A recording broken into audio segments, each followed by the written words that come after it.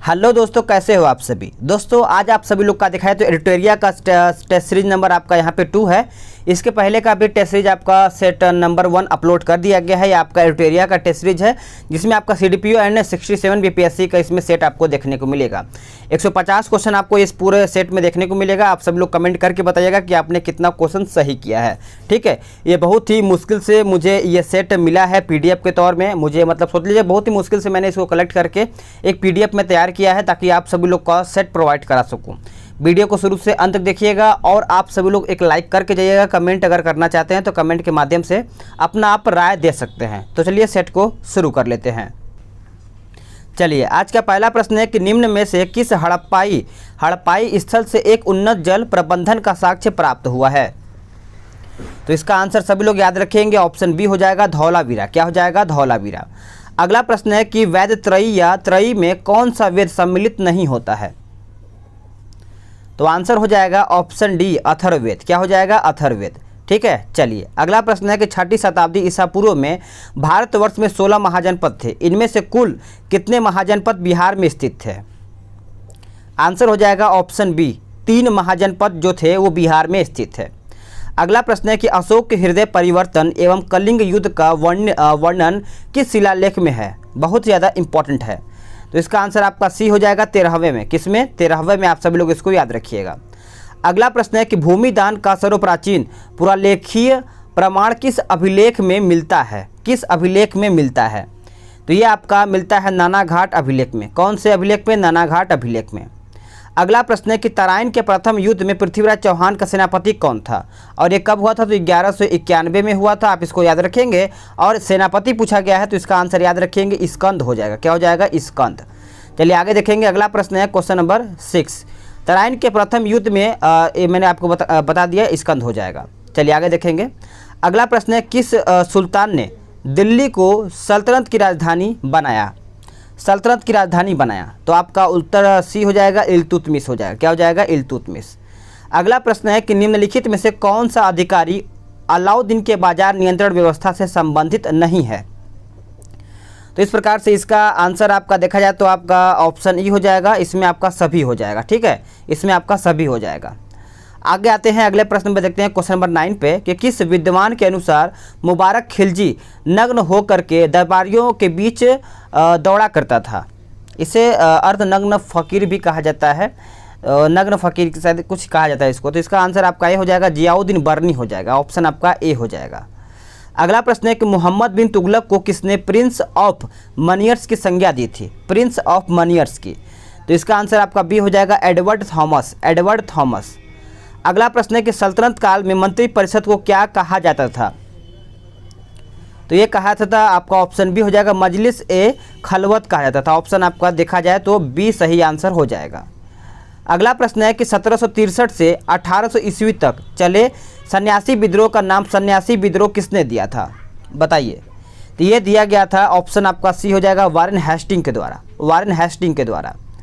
आगे आते हैं। अगला प्रश्न है कि मरिया प्रथा पर प्रतिबंध के कारण किस जनजाति ने विद्रोह किया था, बताइए। तो इसका आंसर आपका ऑप्शन डी हो जाएगा खोंड। क्या हो जाएगा? खोंड सही आंसर हो जाएगा। अब आते हैं अगले प्रश्न पर कि मंगल पांडे ने चर्बी वाले कारतूस के प्रयोग के विरोध में किसे अपनी गोली मार करके गोली का शिकार बनाया था। तो इसका आंसर आपका देखा है तो लेफ्टिनेंट बाग हो जाएगा और आपका यहाँ पे सार्जेंट ह्यूरस हो जाएगा। तो इस प्रकार से ऑप्शन 1 से अधिक हो जाएगा। ऑप्शन आपका यहाँ पे ई सही आंसर हो जाएगा। 1857 की क्रांति की औपचारिक शुरुआत कब हुई थी। तो ये देखा जाए तो आपका ऑप्शन ए हो जाएगा 1857 10 मई से ये शुरुआत हो गया था। अगला प्रश्न है कि 1857 के संघर्ष में भाग लेने वाले सिपाहियों की सर्वाधिक संख्या कहाँ की थी। सभी को पता होगा, आपका ऑप्शन डी हो जाएगा अवध से। कहाँ से? अवध से। चलिए आगे देखते हैं कि भारतीय पुनर्जागरण के पिता राजा राम मोहन राय की मृत्यु कहाँ पर हुई थी। आंसर हो जाएगा ऑप्शन सी यानी ब्रिस्टल में हुआ था। ऑप्शन आपका सी हो जाएगा। स्वामी विवेकानंद को किसने आधुनिक राष्ट्रीय आंदोलन का आध्यात्मिक पिता कहा है। तो आंसर आपका डी हो जाएगा सुभाष चंद्र बोस हो जाएगा। क्या हो जाएगा? सुभाष चंद्र बोस। एक एक पॉइंट को अच्छे से देखिएगा, सभी इंपॉर्टेंट आपके लिए बन जाता है। चार्ल्स विल्किंस ने सर्वप्रथम भगवत गीता का अंग्रेजी में अनुवाद किया था। इसकी प्रस्तावना किसके द्वारा लिखी गई है। तो ये देखा जाए तो आपका वारेन हेस्टिंग हो जाएगा, ऑप्शन आपका ए हो जाएगा। अगला प्रश्न है कि अधोमुखी निश्चय निस्संदन सिद्धांत का संबंध किससे था? तो ये देखा जाए तो आपका ऑप्शन आपका सी हो जाएगा, शिक्षा का विकास हो जाएगा, ऑप्शन आपका सी सही आंसर हो जाएगा। भारत में प्रकाशित होने वाले पहले समाचार पत्र बंगाल गजट के प्रकाशन कौन थे? तो ये आपको पता ही होगा, जेम्स ऑगस्टम हिक्की हो जाएगा, ऑप्शन आपका यहाँ पे डी हो जाएगा, जेके हिक्की। चलिए आगे देखते हैं। अगला प्रश्न है क्वेश्चन नंबर 22 कहता है कि द इंडियन ओपिनियन पत्रिका किसके द्वारा प्रारंभ किया गया था? तो ये किया गया था, ऑप्शन आपका 22 का सी हो जाएगा, महात्मा गांधी हो जाएगा। क्या हो जाएगा? महात्मा गांधी। अगला प्रश्न है किस संस्था ने सन 1875 में हाउस ऑफ कॉमन्स में एक याचिका प्रस्तुत करते हुए ब्रिटिश संसद में भारत के प्रत्यक्ष प्रतिनिधित्व की मांग की थी? आंसर हो जाएगा ऑप्शन ए, पूना सार्वजनिक सभा हो जाएगा, पूना सार्वजनिक सभा। अगला प्रश्न है क्वेश्चन नंबर 24 कहता है कि निम्नलिखित संस्थाओं में से उनकी स्थापना के आधार पर क्रमों जताइए या फिर सही बताइए। तो सबसे पहले आप इंडियन लीग आप याद रखेंगे 1875 में, और बात करेंगे मद्रास महाजन सभा आपका देखा है तो 1884 में, और बॉम्बे एसोसिएशन की बात करें तो 1882 हो जाएगा, और बात करेंगे हम यहाँ पे इंडियन एसोसिएशन के बारे में तो ये आपका 1876 में हो जाएगा। तो आप इसको मिलान कर लीजिएगा, ठीक है। चलिए आगे देखते हैं। कांग्रेस के स्थापना अधिवेशन में कुल कितने प्रतिनिधियों ने भाग लिया था? सभी को पता है, करीबन देखा है तो 72 यानी 72 प्रतिनिधियों ने इसमें भाग लिया था। अगला प्रश्न है कि बाल गंगाधर तिलक कब कांग्रेस के अध्यक्ष बने थे? तो इसका ऑप्शन ई हो जाएगा, इसमें से कोई भी नहीं है, ठीक है। चलिए आगे देखते हैं। निम्नलिखित में से कौन गर्मपंथी नेता नहीं थे? आंसर हो जाएगा ऑप्शन आपका देखा है तो आपका बी हो जाएगा, अरविंद घोष। क्या हो जाएगा? अरविंद घोष। अगला प्रश्न है कि किसने मैजनी की उत्कृष्ट रचना द ड्यूटी ऑफ मैन का उर्दू में अनुवाद किया था? तो आंसर आपका सी हो जाएगा, यानी लाला लाजपत राय। क्या हो जाएगा? लाला लाजपत राय आपका सही आंसर हो जाएगा। अगला प्रश्न है कि गदर पार्टी का मुख्यालय कहाँ पर बनाया गया था या फिर बनाई गया था? तो इस प्रकार से इसका आंसर आपका ऑप्शन डी हो जाएगा, सैन फ्रांसिस्को। अगला प्रश्न है क्वेश्चन नंबर 30 खिलाफत आंदोलन के संदर्भ में किसने गांधी जी को सावधान किया था कि मुस्लिम धार्मिक नेताओं और उनके अनुयायियों के कट्टरपन को प्रोत्साहित न करें? तो आंसर आपका ए हो जाएगा, मोहम्मद अली जिन्ना हो जाएगा। क्या हो जाएगा? मोहम्मद अली जिन्ना। अगला प्रश्न है किस आंदोलन का एक सर्वाधिक प्रिय नारा था हिंदू मुसलमान की जय? हिंदू मुसलमान की जय। तो देखिए इसका आंसर आपका बी हो जाएगा, असहयोग आंदोलन। क्या हो जाएगा? असहयोग आंदोलन। अगला प्रश्न है कि गांधी जी के द्वारा सविनय अवज्ञा आंदोलन का प्रारंभ कहाँ से किया गया था? तो ये किया गया था आपका डांडी से। कहाँ से? डांडी से किया गया था, ऑप्शन आपका सी हो जाएगा। किस पार्टी ने भारत छोड़ो आंदोलन को समर्थन नहीं किया था? बताइए। नहीं दिया था, तो इस प्रकार से इसका आंसर आपका देखा जाए तो इसमें ऑप्शन तो इसमें देखा जाए तो आपका ई ही हो जाएगा, ठीक है। चलिए आगे देखते हैं। अगला है कि क्वेश्चन नंबर 34 कहता है कि निम्न कथन हम भारत को या तो आज़ाद करेंगे या आज़ादी के प्रयास में दिवंगत हो जाएंगे, इसका संबंध किस आंदोलन से है? तो इसका संबंध देखा जाए तो भारत छोड़ो आंदोलन से, ऑप्शन आपका डी हो जाएगा। अगला प्रश्न है कि भारत छोड़ो आंदोलन के समय भारतीय राष्ट्रीय कांग्रेस का अध्यक्ष कौन था? तो आप सभी लोग याद रखेंगे, अबुल कलाम आज़ाद हो जाएगा, ऑप्शन आपका ए सही आंसर हो जाएगा। अगला प्रश्न है कि प्राचीन काल में पाटलिपुत्र के नगर प्रशासन की विस्तृत चर्चा किस ग्रंथ से मिलती है? तो ये देखा जाए तो आपका इंडिका से मिलती है, ऑप्शन आपका बी सही आंसर हो जाएगा। बिहार में सैनिक अभियान आयोजित करने वाला दिल्ली सल्तनत का पहला सुल्तान कौन था? तो इसका आंसर आपका सी हो जाएगा, इल्तुतमिश। क्या हो जाएगा? इल्तुतमिश। आते हैं अगले प्रश्न पे। कहता है किस विदेशी यात्री ने पटना को मुगल साम्राज्य का दूसरा सबसे बड़ा नगर बताया था? आंसर हो जाएगा ऑप्शन डी, यानी टेवर्नियर हो जाएगा, टेवर्नियर। अगला प्रश्न है कि पटना में भवानी मंदिर क्रांतिकारी संस्था की स्थापना किसके द्वारा की गई थी? तो यह किया गया था भूपेंद्र नाथ दत्त के द्वारा। भूपेंद्र नाथ दत्त के द्वारा यह किया गया था, इसको आप अच्छे से नोट कर लीजिएगा।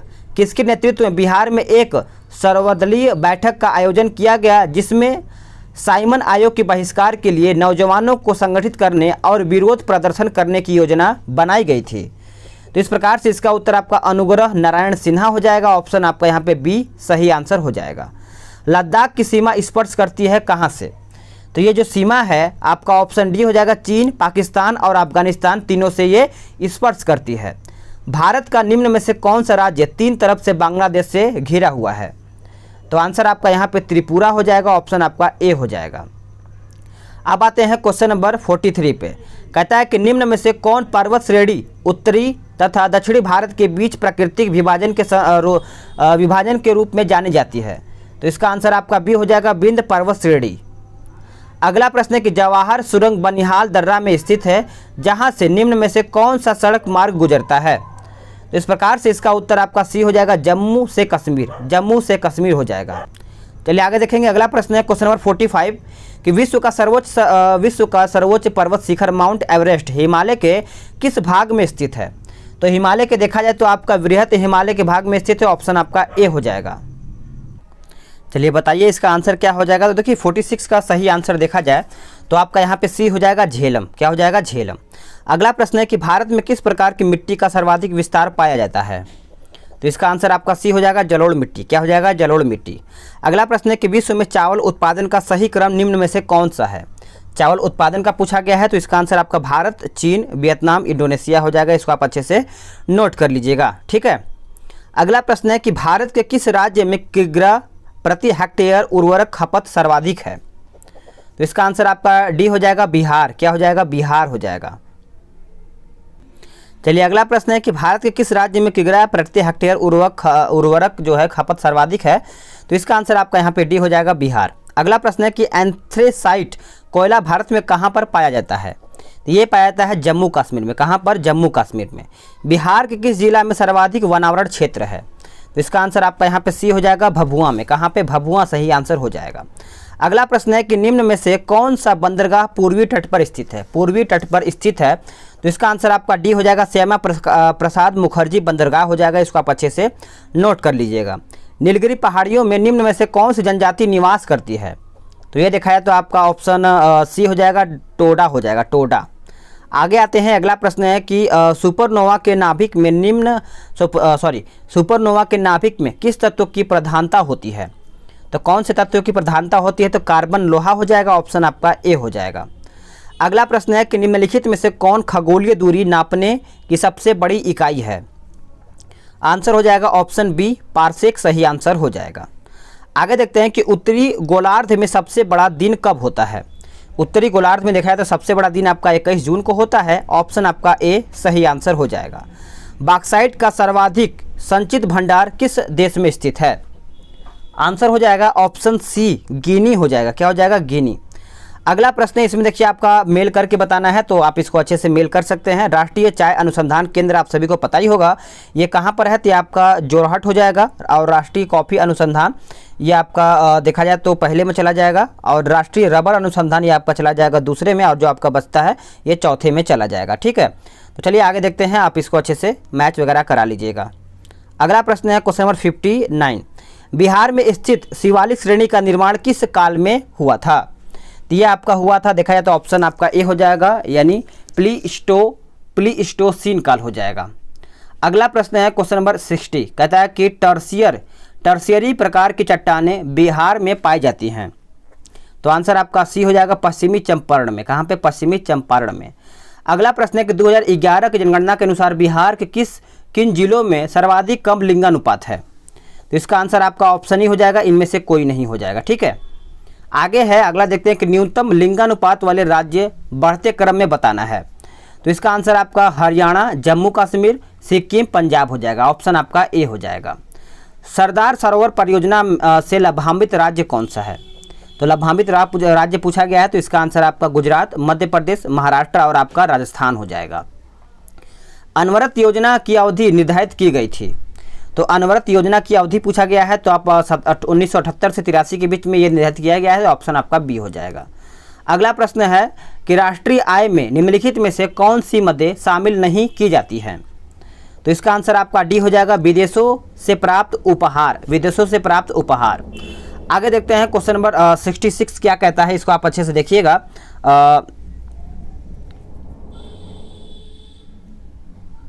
66 है, चलिए देखा जाए तो आपका जो निक्की है ये आपका चला जाएगा जापान। और मैडेक्स जो है ये आपका चला जाएगा तीसरे में, और डॉ जोनेस जो है ये आपका चला जाएगा दूसरे में, जो आपका बचता है ये आपका पहले में चला जाएगा। ठीक है, अगला प्रश्न है कि भारत की कहता है कि भारत की नई विदेश व्यापार नीति निम्न में से किस अवधि के लिए लागू की गई थी?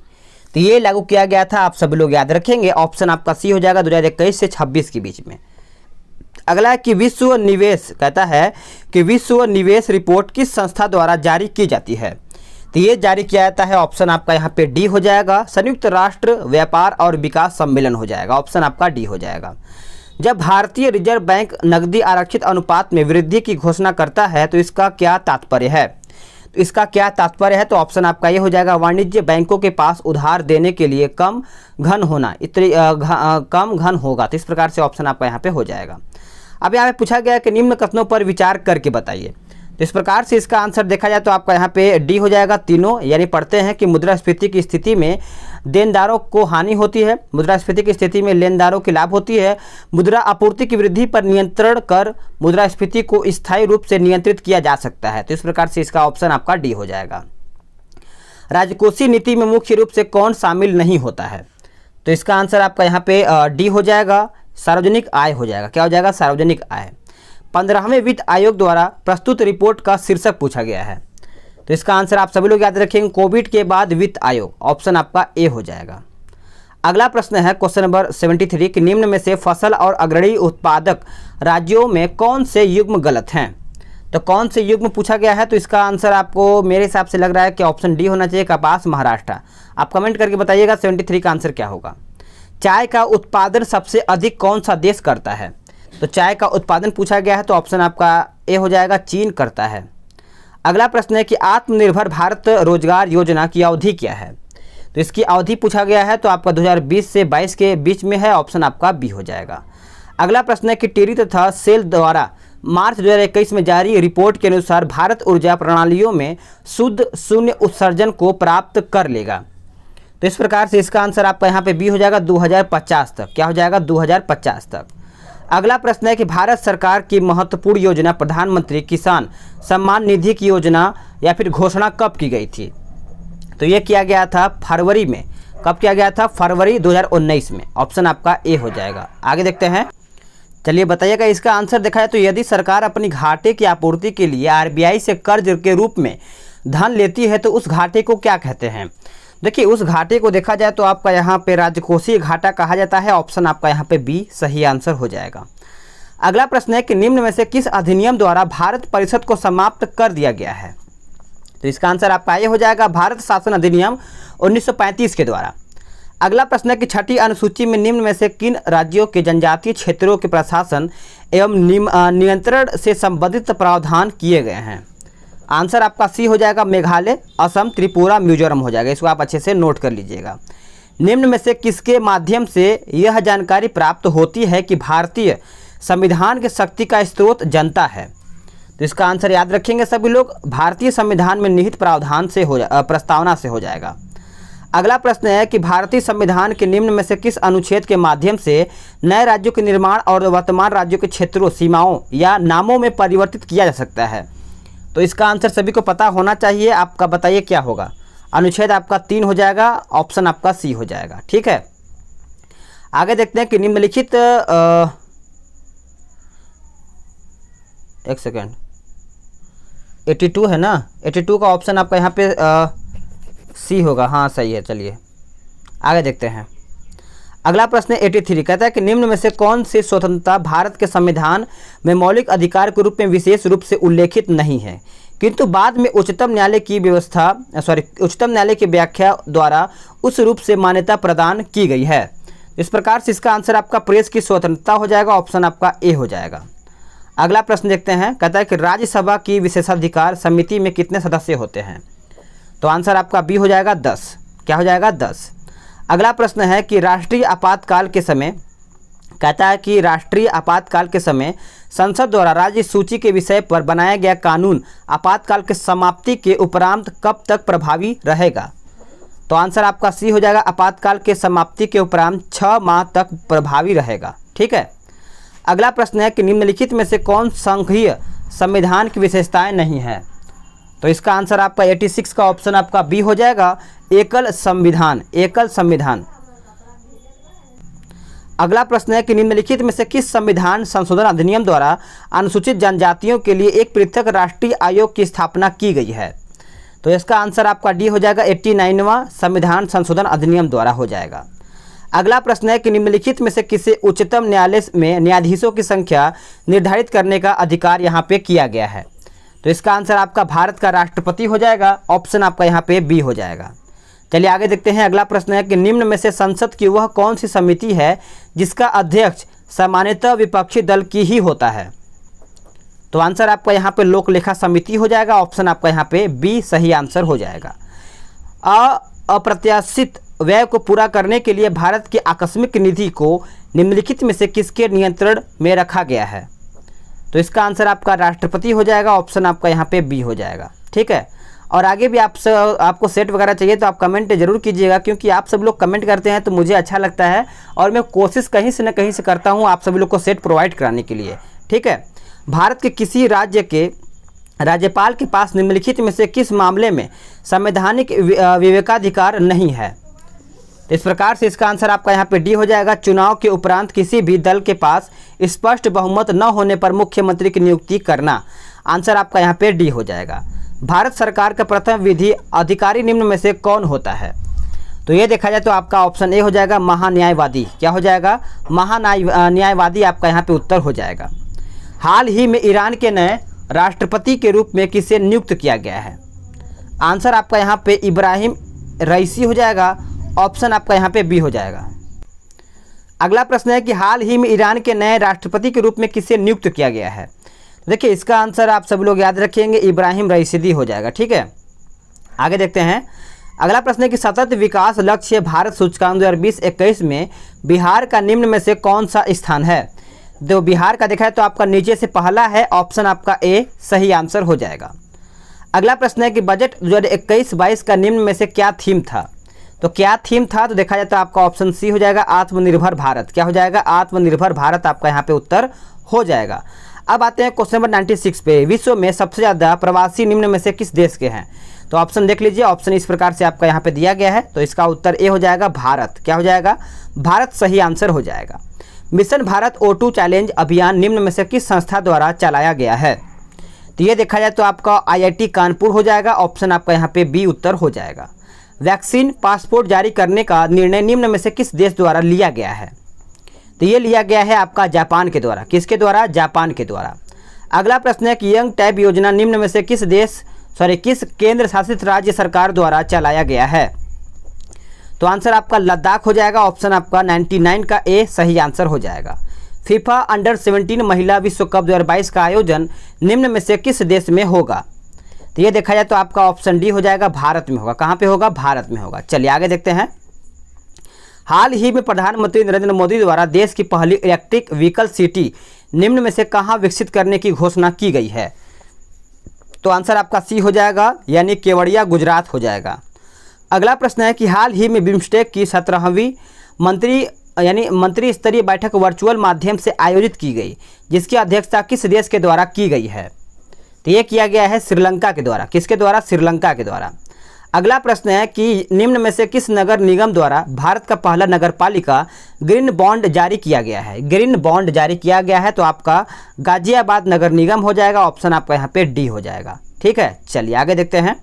अगला प्रश्न क्या है कि हाल ही में भारत तथा यूरोपीय संघ की नौसेनाओं ने पहली बार निम्न में से कहाँ संयुक्त अभ्यास इन EUNAVFOR संपन्न किया है? तो इस प्रकार से इसका आंसर आपका यहाँ पे अडन की खाड़ी हो जाएगा, ऑप्शन आपका बी हो जाएगा। अगला प्रश्न है कि बिटकॉइन को वैध मुद्रा का दर्जा देने वाला दुनिया का पहला देश निम्न में से कौन बन गया है? तो कौन बन गया है? तो आपका अल सल्वाडोर हो जाएगा, ऑप्शन आपका यहाँ पे डी हो जाएगा। विश्व का पहला प्लेटिपस अभ्यारण्य किस देश में बनाया जाएगा? प्लेटिपस अभ्यारण्य तो ये बनाया जाएगा ऑस्ट्रेलिया में। कहाँ पर? ऑस्ट्रेलिया सही आंसर आपका यहाँ पे हो जाएगा। अब आते हैं क्वेश्चन नंबर 107 पे। हाल ही में भारत और बांग्लादेश के बीच मैत्री सेतु पुल का उद्घाटन प्रधानमंत्री नरेंद्र मोदी द्वारा किया गया। यह मैत्री सेतु पुल निम्न में से किस नदी पर बनाया गया है? तो ये बनाया गया है फेनी नदी पर। कहाँ पे? फेनी नदी पर। आगे आते हैं। अगला प्रश्न है कि हाल ही में जारी आंकड़ों के अनुसार 2020-21 में भारत में निम्न में से किस देश से सबसे अधिक प्रत्यक्ष विदेशी निवेश प्राप्त किया है या फिर प्राप्त हुआ है? तो इसको आप नोट कर लीजिएगा, सिंगापुर हो जाएगा। क्या हो जाएगा? सिंगापुर। करंट अफेयर इसमें का बहुत ज़्यादा महत्वपूर्ण है, तो आप सब लोग रट जाइएगा, ठीक है। भारत में राष्ट्रीय मानवाधिकार आयोग के अध्यक्ष कौन है? तो देखा जाए तो आपका ऑप्शन बी हो जाएगा, अरुण कुमार मिश्रा। अरुण कुमार मिश्रा। वर्ष 2021-22 में कोविड-19 टीके के लिए कितना वित्तीय आवंटन किया गया है?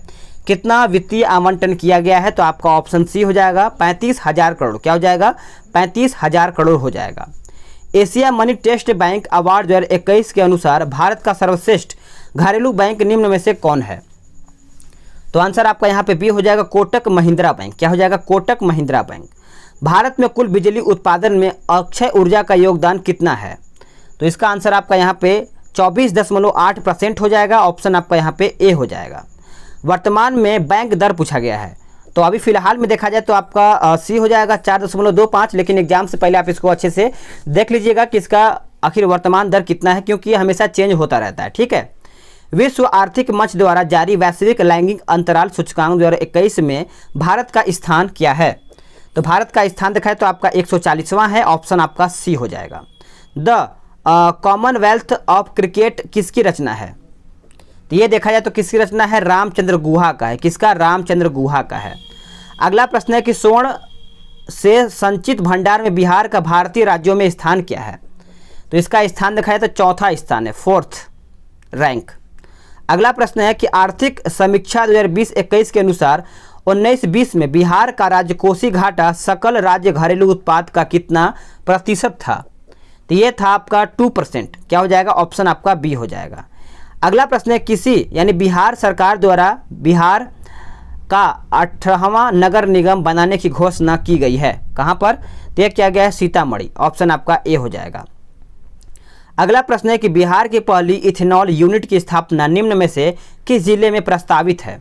कौन से जिले में प्रस्तावित है? तो आपका गोपालगंज हो जाएगा। ऑप्शन आपका यहाँ पे डी हो जाएगा।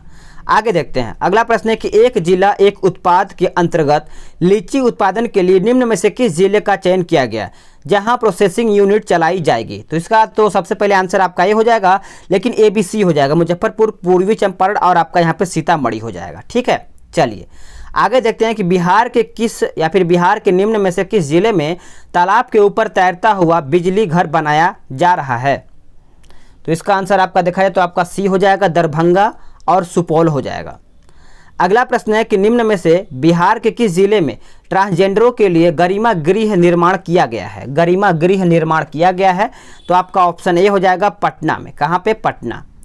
अगला प्रश्न है कि जब वायरस द्वारा कोशिकाएं संक्रमित हो जाती हैं तो वह संक्रमित कोशिकाएं अपनी आत्मरक्षा हेतु जो पदार्थ उत्पन्न करती हैं वह निम्न में से कौन सी है?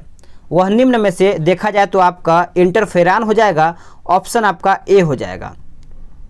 अगला प्रश्न है कि निम्न में से कौन सा रेडियोधर्मी समस्थानिक है जिसका उपयोग रक्त कैंसर को नियंत्रित करने के लिए किया जाता है? तो इसका आपका ऑप्शन ये हो जाएगा, इसमें आपका ए और बी दोनों हो जाएगा, ठीक है। चलिए आगे देखते हैं कि निम्नलिखित में से किसकी उपस्थिति में प्रकाश संश्लेषण की प्रक्रिया संपन्न होती है? प्रकाश संश्लेषण की जो प्रक्रिया है देखा जाए तो आपका यहाँ पे भी ऑप्शन ई हो जाएगा, इसमें सूर्य का प्रकाश, उसके बाद क्या बोलते हैं इसमें ए बी सी डी हो जाएगा, ये सब हो जाएगा आपका, ठीक है। आगे देखते हैं, मस्तिष्क के निम्न में से किस भाग द्वारा हृदय की धड़कन की क्रियाओं का नियंत्रण होता है? आंसर हो जाएगा ऑप्शन सी, मेडुला ऑब्लोगेंटा हो जाएगा। अगला प्रश्न है कि निम्न में से कौन सा युग्म गलत है? कौन सा युग्म है जो गलत है? तो आपका यहाँ पे क्वांटम सिद्धांत डाल्टन नहीं, आपका मैक्स प्लांट हो जाना चाहिए, ठीक है। चलिए आगे देखते हैं कि निम्न में से कौन सा एक अदिश राशि है? बताइए। अदिश राशि सभी को पता है आपका कार्य व ऊर्जा हो जाएगा। ऑप्शन आपका डी हो जाएगा। हमारे शरीर के अस्थियों यानी हड्डियों का ठोस तथा कठोर बनाने के लिए मुख्यतः निम्न में से किस तत्व की आवश्यकता होती है? तो इसका आंसर आपका कैल्शियम फास्फेट तथा मैग्नीशियम सल्फेट हो जाएगा। ऑप्शन आपका ए हो जाएगा। अगला प्रश्न है कि अपवर्तन के बाद भी प्रकाश का निम्न में से कौन सा गुण अपरिवर्तित रहता है? अपरिवर्तित रहता है, तो आपका प्रकाश की आवृत्ति हो जाएगा। ऑप्शन आपका ए हो जाएगा। अगला प्रश्न है कि निम्न में से वह कौन सा एंजाइम है जो अग्न्याशय रस के निष्क्रिय ट्रिप्सिनोजेन को सक्रिय ट्रिप्सिन में बदलता है? तो इसका आंसर सभी लोग नोट कर लेंगे। ऑप्शन आपका सी हो जाएगा, एंटो यानी एंट्रोकाइनेज हो जाएगा। अगला प्रश्न है कि निम्न में से किस विटामिन की कमी से शरीर की प्रतिरक्षा प्रणाली तथा जनन क्षमता कम हो जाती है? तो इसका उत्तर आपका एस्कॉर्बिक अम्ल हो जाएगा, विटामिन सी हो जाएगा। ठीक है, आगे देखते हैं। अगला प्रश्न है कि जंतु जगत में किस संघ में जीवों की सबसे अधिक संख्या पाई जाती है? तो इसका आंसर आपका आर्थ्रोपोडा हो जाएगा। ऑप्शन आपका बी हो जाएगा। निम्नलिखित में से कौन हाइड्रोजन का समस्थानिक नहीं है? तो हाइड्रोजन का समस्थानिक नहीं है तो आपका ऑप्शन बी हो जाएगा, नाइट्रियम। क्या हो जाएगा? नाइट्रियम। निम्न में से कौन वृद्धि रोधक हार्मोन के रूप में कार्य करते हैं? बताइए। तो इसका आंसर आपका दिखाया तो ऑप्शन ई हो जाएगा। इसको आप अच्छे से याद रखिएगा। अगला प्रश्न है कि माइटोकॉन्ड्रिया नहीं पाया जाता है किसमें? तो ये नहीं पाया जाता है नील हरित शैवाल में। कहाँ पे? नील हरित शैवाल में। निम्न में से कौन सा युग्म सही सुमेलित नहीं है? तो देखा जाए तो आपका ऑप्शन बी हो जाएगा, एड्रीनलिन एंजाइम हो जाएगा। यह आपका ऑप्शन जो है गलत है। अगला प्रश्न है कि क्रेब्स चक्र कहता है कि क्रेब्स चक्र संपन्न होती है। इसका ऑप्शन बताइए। 138 का दिखाया तो आपका यहाँ पे ऑप्शन डी हो जाएगा, माइटोकॉन्ड्रिया में। ठीक है, अगला प्रश्न है कि बर्फ के टुकड़ों को आपस में दबाने से वे चिपक जाते हैं, ऐसा क्यों? ऐसा इसलिए होता है कि गलनांक घटने से। ऑप्शन आपका यहाँ पे बी हो जाएगा। अगला प्रश्न है कि निम्न में से किसके द्वारा विद्युत धारा मापी जाती है? तो विद्युत धारा मापी जाती है एमीटर हो जाएगा। ऑप्शन आपका ए सही आंसर हो जाएगा। अगला प्रश्न है कि घड़ी में प्रयोग वाले क्वार्टज क्रिस्टल होते हैं। तो क्वार्टज क्रिस्टल जो होते हैं वो आपका सिलिकॉन डाइऑक्साइड हो जाएगा। ऑप्शन आपका सी हो जाएगा। नेक्स्ट क्वेश्चन है किस ग्रंथि द्वारा दुग्ध स्त्रावण हार्मोन ऑक्सीटासिन का स्रावण होता है? तो इसका आंसर आपका ये हो जाएगा, पीयूष ग्रंथि। क्या हो जाएगा? पीयूष ग्रंथि। अगला प्रश्न है कि एप्टा यानी एफ्लाटॉक्सिन विषाक्तन द्वारा मनुष्य के सामान्यतः कौन सा अंग प्रभावित होता है? तो इसका आंसर आपका ए हो जाएगा, यकृत। क्या हो जाएगा? यकृत।